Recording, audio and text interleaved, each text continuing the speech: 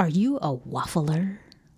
In this podcast, we're going to talk about the 4 things you need to know to become an awesome decision maker. I'm Sienna. And I'm Toast. We're partners in love, life, and music, and we've been together since 2001. With each episode of this podcast, our goal is to help our fellow LGBT community members lift their lives to the next level. Hey, everyone. Hello, aloha, and welcome to this episode. Your decisions will feel great when you know these 4 things. Yes, this is a good one. I'm looking forward to it. This is a good one. This is a good pep talk, even for us. Yes. We all need to be reminded of this. Oh my gosh. Yes. Absolutely. Yes. In fact, yes. I was on Instagram and this great person that I follow put out a call saying, hey, if you could only listen to one song for the rest of your life, tell me, I want to know. And I couldn't do it. I couldn't do it. I remember that. Like really, right? So anyways, I told her, oh my gosh, my decision-making abilities need a little bit sharpening. Need some sharpening here. And she goes, well, I'm waiting. And then since she was waiting, I replied to her. Okay. And the funny thing is I didn't even listen to her. I gave her 3 songs. Well, so anyways. Okay. Well, see, what I think is funny about those kinds of decisions. I mean, that's, I'm just making fun, right? Right. Like that's not what we're really talking about here. I guess so. I mean, it's not. I mean, to me, right? those It's kinds not of questions that's just a fun way of saying, tell me one of your favorite songs. Yeah. Right. Well, that's just a more creative, fun way of. I don't know. I was like, one song for the rest of my life. Anywho, okay. All right. So we have to just be upfront here and tell you that this podcast is coming out in a few days because this wasn't part of the batch process here that we previously did. And so I'm thinking that several of you have just taken our 60-second soul care survey. And with that, we really just want to say thank you. Mahalo arigato. Yay. Thank you so much. Thank you. This is so loud in my ear. Okay, turn it down in your ear. Hold on. Adjusting the volume. All right. All right. Yes, thank you so much because, Toast and I, we had actually several ideas for the membership that we are unveiling very shortly. But at one point, we just went, you know what? Let's just ask them. Right. Let's just ask, hey, what do you all want? What would be most helpful for you folks?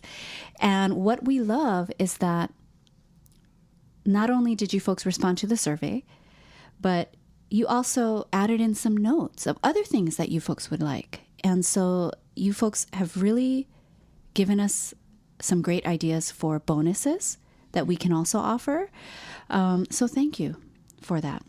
And so get ready. Get ready. Because the membership thing, get ready. This experiment that we are going to be rolling out is incoming.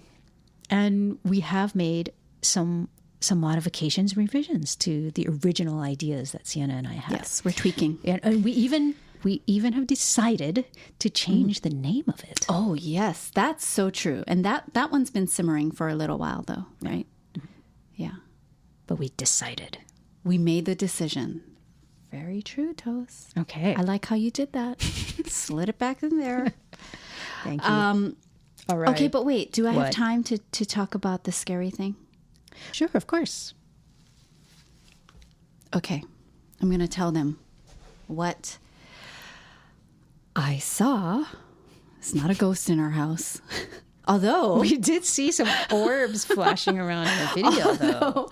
We did take a video of Bear at night, and all these little things were floating around, light particles or something. So I guess that's one thing. Yeah. But the second thing that I really wanted to tell you all is, for any of you who like scary things, scary movies, right? Scary movies. Yeah.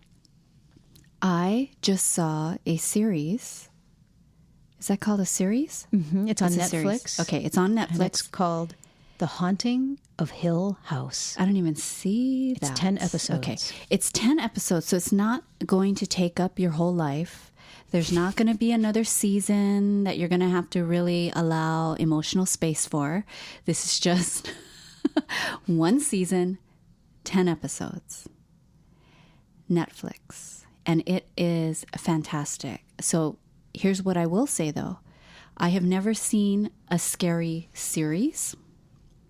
I've seen like thrillers, right? Thriller series. Oh. But I've never seen a scary series before. So something scary meaning like supernatural scary versus a psychological thriller.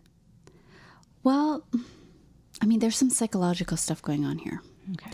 But just that haunted feeling, right? I haven't seen a series like that before. Okay. So I do have to tell you that if you decide to watch it and you are a scary movie watcher, a seasoned scary movie watcher, you may be really missing the immediate gratification of the scare. But this series is like the This Is Us of scary. Like it's like the Little House on the Prairie with scariness. Well, no, not really. That's what they were saying about This Is Us, right? Like it's Little House on the Prairie for the modern age. Is that what they said? Yeah, I remember that being a thing when it first came out and people were like, oh my gosh, it's so good. Really? Yeah. Little House on the Prairie. Okay, but anyways, back to the scary series. So you might feel like you want, the quick scare, but no, you're just going to be really rewarded by going through the whole thing, and it's going to take its time developing the characters, but there is enough scary in it. But it's a slow scare. Well, because they're not trying to do it in an hour and a half or 2 hours, right? Mm-hmm. So they're taking the time developing the characters, which is why it has a This Is Us feeling, because you're now invested in these characters. And I've never seen a scary and it's about series. A family. It's about a family and the relationships, and ultimately this scary series is about forgiveness, which we all could use more of in our lives. So it's like following a family and exploring the history of each of these children as they grew up and how it affects their present-day adult outlook on life and struggles. It's about and a family right? that grew up in a haunted house and how that has stayed with them throughout their adult lives and how they come full circle in the healing of that period. It's so good. Okay, so that's some deep, heartfelt Halloween TV opportunity for those of you who appreciate those sort of things. Yes. Okay, but before I forget, quick shout out, right? Yes. Okay, I think I was supposed to do that earlier. So quick shout out to RC. And RC sent us a message saying, super appreciated your Manifesting Mistake podcast this morning. Definitely making me think, and I need to do some jotting down of why I want the things I want. So yay! Thank you for sending us that, and glad that you appreciated that podcast. We did get a lot of nice feedback from that podcast, so glad it was helpful. And that's very encouraging to me because, as you know, that's one of my things about the whole manifesting talk, right? Yeah. I know we covered it. I know we covered it in that episode. Okay. About how one of my things is with treating God as a vending machine. It's like, dude, like, let's not do that. Right? Well, I think I definitely see that problem.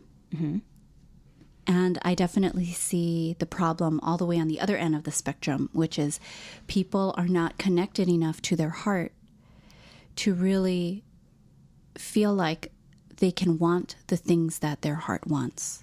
Yes. And I'm not talking about just material things. Right. So I think both ends of that spectrum, right, I think is very apparent. Agreed. So, All right. Okay. So, speaking of wanting what you want. Okay, that's a good way to reintroduce the topic for this episode, which is about making decisions for yourself and about feeling great about the decision that we make.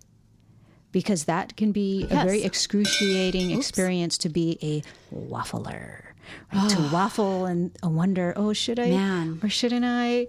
I feel like I really want, but I don't know. You know what? Man. I do have to say that I was once a great decision maker, and then somehow I turned into a waffler. Mm-hmm. And then now I'm getting that decision-making thing back, which I'm so grateful for. Yes. So I will say that I am a recovering waffler. Girl, I feel the same. Yes. So let's go over this. We jotted down 4 things. Okay, 4 things. That really, as we go through them, we hope that you feel great about remembering these 4 things about decisions, because these 4 things help us to feel great. And it helps us to feel confident about making decisions and moving forward and causing change and progress and taking some ground in your life. So here we go. Ready? Wow. Yeah. Yes. Number one.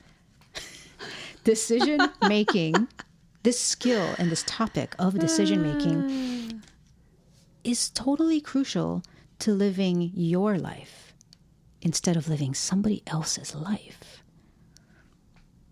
And you are here, each of us is here on this earth to live our life. Yeah. We are each unique. We have unique thumbprints. We have unique gifts and talents and perspectives and relationships and ways of being in the world, unique visions and dreams that we have.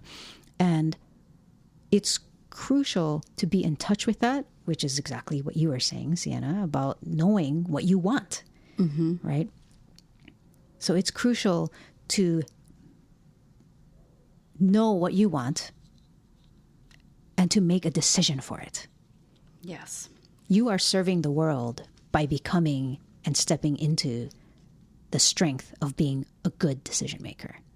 Right. You are serving the world with that. So that's the first thing. Right. And let me just say that don't feel bad if you might be listening to this going, I don't know what I want. Because truly, we are right yet. Because truly, when we are growing up and we're kids, our parents make our decision for us, right? Or whoever our caretakers were. They make the decisions for us. And then we get a little bit older and then we are trying to break free of our parents. But in the meantime, we are then bonding with the tribe of our peers, our classmates. But then, are we making the decisions for ourselves? Not yet. We're doing what the group wants, right? What do they expect me to do? And how do they expect me to be? And then we go off. And then in this early adult years for us, that's when really is the time we should be exploring.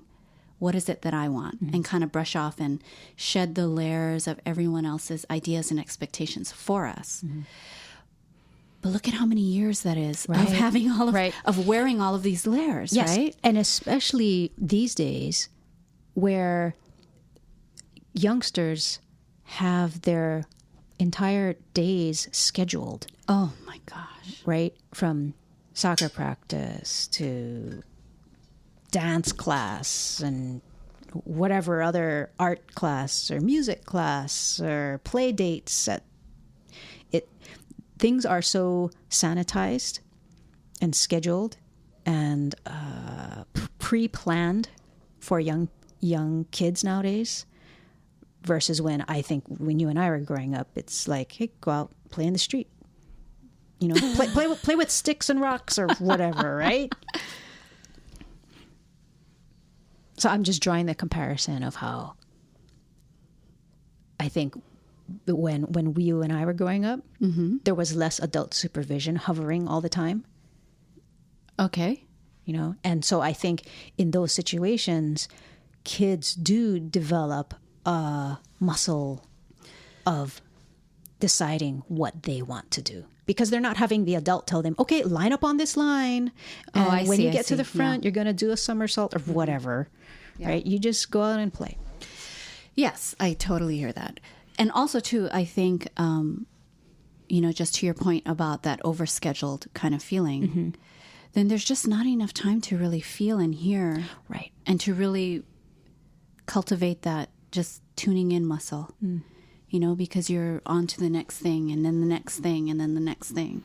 That is a great point, because the same holds true for adults. Right? Like if we schedule ourselves back to back to back with all these structured activities, oh my gosh, then we don't have a chance to. Right. Yes. So basically, however you were raised, whatever schedule you kept, all of that, the main point for number one, for the first thing, is just to really know that you're living your own life. So you need to make the decisions for yourself. Okay. That's number one. Decision-making is crucial to living your life, not someone else's. Don't live someone else's life, because you can't do it anyway. You can't. You can only live your life. Okay, ready for number two? Ready. Okay. The reason you don't need to obsess about what if you're making the right decision or the wrong decision, you don't need to obsess about that, because the way life is set up, the way reality is set up, is you always get additional chances to make additional decisions. Yep. Life is perfect for process. It's always in motion. There's always another chance to make another decision. So you can correct and modify, right, going forward. You can always course correct. Yeah. So don't obsess about needing to get this one decision absolutely perfect. Like the one song. What one song? Right? Right. Because I could have easily gone in and just commented again. You know what? No, actually.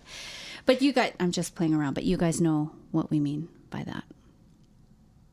I think they know. I think it's also helpful to point out, though, that the reality that trying to avoid making a decision is itself making a decision. Right. Right? Like that quote from Teddy Roosevelt. Something about like, the best thing you can do is to make the right choice. And then the next best thing you can do is to make the wrong choice. But the worst thing you can do is to not make a choice. Right. Because really, you only think you're not making a choice. You're trying to live under the illusion that, I can just refrain from making a choice. That's an illusion, though. Because not making a choice is making a choice. Yeah. You're making the choice to just wimp out. To waffle. To waffle. Don't be a waffle. Don't be a waffler. Okay. All right. That was number two. Don't obsess about making the right decision, because you always get additional chances to make more decisions and correct that. Okay? That's number two. Now, number three, another great thing to know to help you feel great about your decision. Here it is. Number three. You making the decision is what's going to precipitate all kinds of supporting events to occur in your life that will help you fulfill it. Yes. But see, life is waiting for you to make that decision. Right. Exactly right. Yeah. You have to bring the energy. Right, exactly. And when you even think about it, like when you're, because everyone's waffled before. So when you think of waffling, what does that energy feels like? It feels messy. It feels squishy, cloudy and weak. It feels just kind of, it doesn't feel directed. But then when you do make a decision, how does the energy feel? The energy feels like this stuff is going to get done. Right. It feels like the energy is now directed. It's like, this is happening. Right. It's like now your energy is focused on something. You have made the decision. You're no longer waffling and going, oh, but if I do this, maybe, but then if I don't do this, and that feels so sloppy, right? But then you make a decision. Okay, I'm going to do it. I am doing it. That is my decision. All the focus goes there. So that is one of the reasons why then everything comes up to meet you. After having made that decision, after you've now directed the energy by making the decision. So one of the things that Toast and I wanted to share is that the word decision comes from the word décider, which means to cut oneself off. And I love that. I love that definition because that's exactly what happens when you do make a decision. You are cutting yourself off from all the other options. And I think that can feel scary when we think about it, right? I think that's what prevents us from stepping forward with the decision. Okay. Because we feel like, oh no, I'm going to be limiting my options. Right. All of a sudden my options are limited.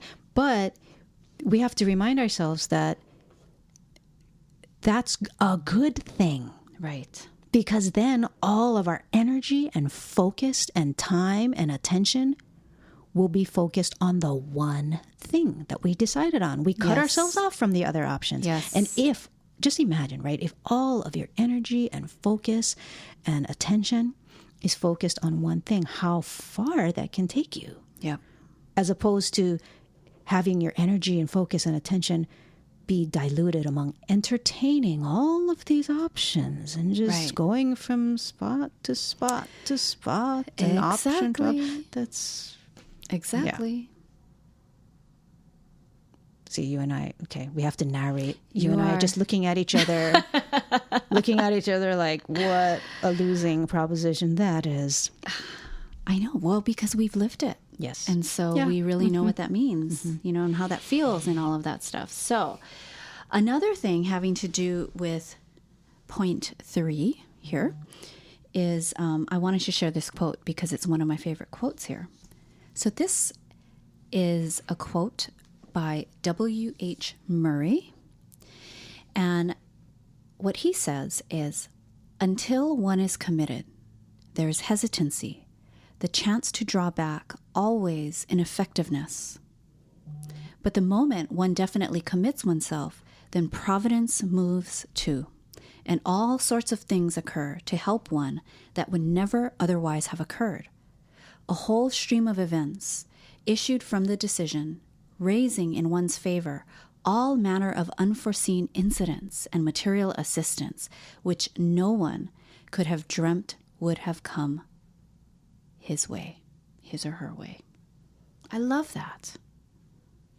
Making the decision is what makes you more successful. It's what invokes all of the universal support when you make that decision, because you are claiming, hey, this is what I want.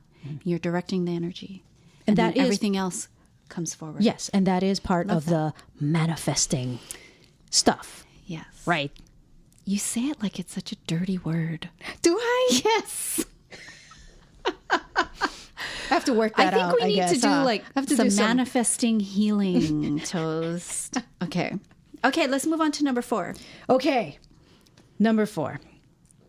Number 4 is to remember, and this kind of ties into number 3. It kind of right? does. Yep. Number 4 is to remember that it's not all up to you.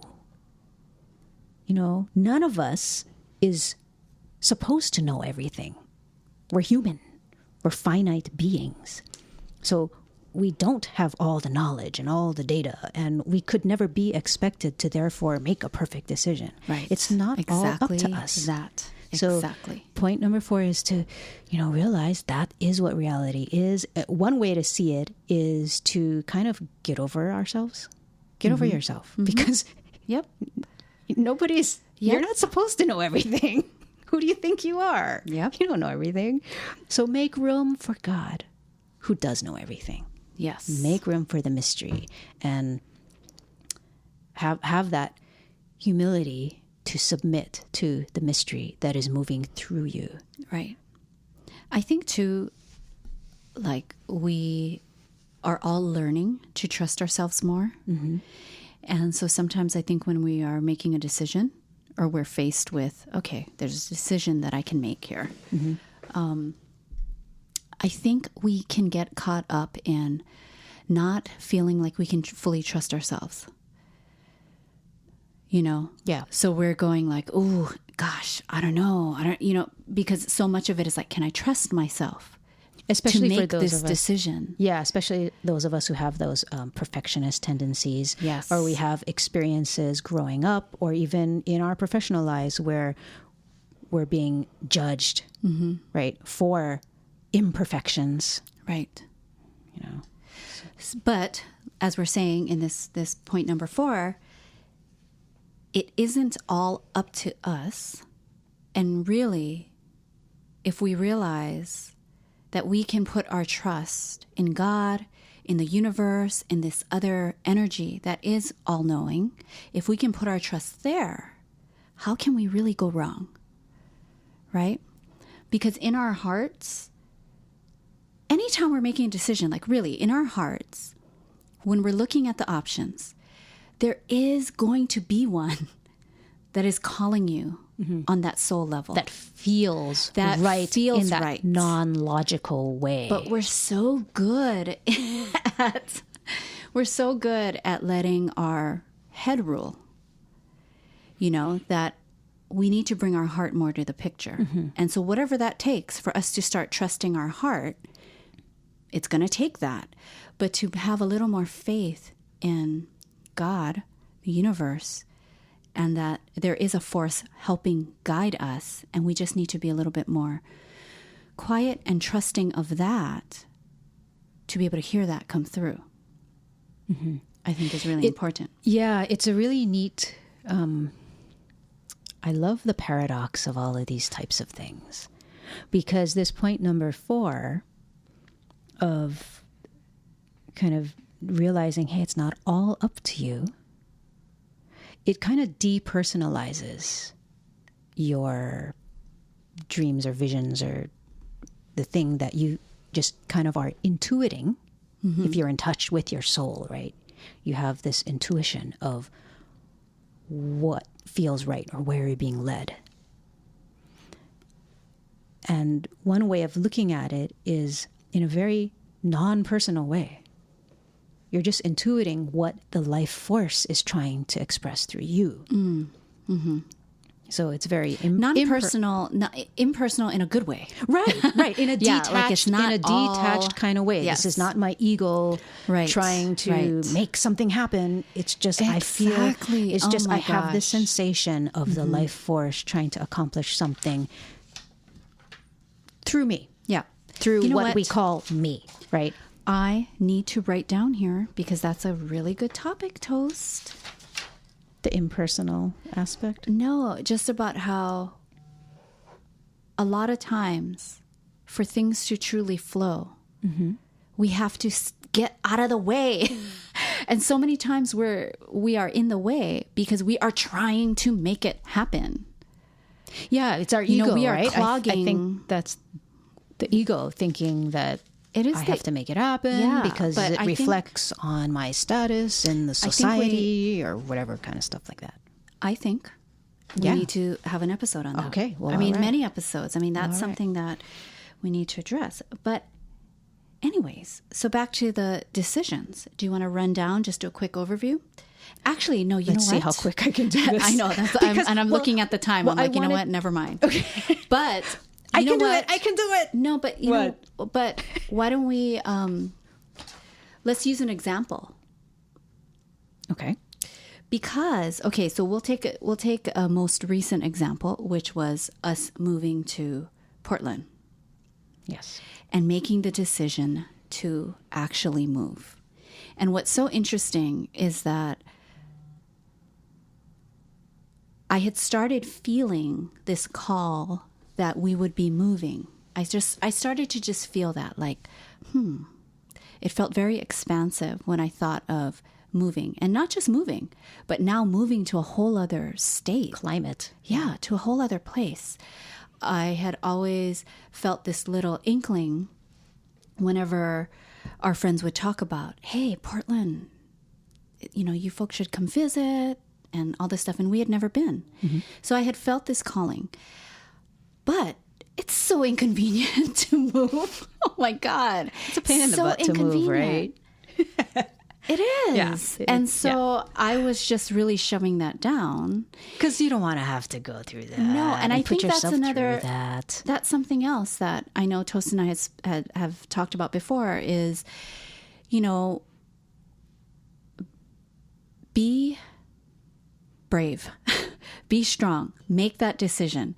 Don't hang out in that space of not making the decision because it's inconvenient. Because growth is inconvenient. Yes, okay? Yes. Growth is inconvenient. And in order to expand and move on and create that life that you absolutely know you want, you're going to be inconvenienced. But it's you know what? It's going to be scary. Yeah. It's going to be because you're doing things that are different. Right. But you know what? Let's say this too, that not growing is also inconvenient. It is. But it's a dulled pain that you have just learned to live with. So that pain feels less noticeable, right? Yeah. So not growing is inconvenient. And what does it yield? Nothing. Right. You didn't grow. Right. But you're just doing the same thing. Growing is also inconvenient. But what does it yield? Right. It yields growth. You look like a crazy person. I'm really hyped up. You looked like a crazy person when you said that. Oh, my goodness. Oh, okay. Man, okay. But anyways, this feels like a Halloween episode. Episode where it's like I'm starting a cult. Don't say that. That's creepy. Okay, anyways, so just taking into account that example of the move, mm-hmm. and we had even said things like, okay, well, if A happens, then for sure B is going to happen. If A happens, those little games we play with ourselves. And then A happens, and then we're like, uh-oh, that means we got to do B now. Well, maybe that means we'll make it 2 out of 3. Yeah. Right? And then 2 out of 3 happens, and then you're like, maybe 3 out of 5. I know. And all of that to say that if we pay attention, we truly are being supported in our decision making. Mm-hmm. And there is, when you have all of your options in front of you, there is going to be one or even 2 that's going to kind of light you up. And it really comes down to, okay, how do I feel about that? How would I feel if I did it? How would I feel if I didn't do it? Do I feel expansive? Do I have this feeling of loss? Is it purely fear that is keeping me from doing it? And even what though kind of I fear? know Is it a wise what fear? Kind of fear? Is it yeah. Fear is not always bad. I would fear have to say. Is so not always right. bad. Okay. Yeah. Right. Totally.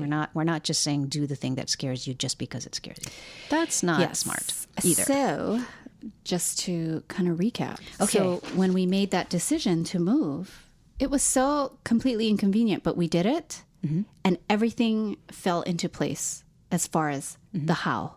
Yes. Because oftentimes part of our decision, we allow space for, okay, but how am I going to do that? How? And that's premature. It's more like you got to just make that decision, and then the how will make the come. break. How will commit, come. Yes. right? Until one is committed. Yes.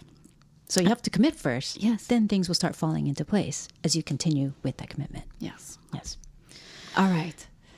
Okay, 4 things. I'm going to recap. Oh, you are? Okay. Yes, I'm good. So let's see how fast I can do it. Start the timer. Okay, number 1. Decision making is crucial to living your life, not someone else's. Yes. Yes. Number 2. You always get additional chances to make more decisions. So don't obsess about making the right decision. Yes. Don't obsess. Just make one. Yes. Make one. Move forward. And you're going to have another chance to make more decisions if you feel like that turned out to be not the best one. And number 3. Making the break, making the cut, making the decision is what precipitates supporting events to start occurring in your life. It invokes the spirits. So use your superpower, use your soulful spiritual power to commit Make the decision, step out, and stay in touch with energies that are moving around you. Yes. Number 4. It's not all up to you. You're not expected to know everything. We are finite beings. You do not have to have all the knowledge and the data in order to make the decision.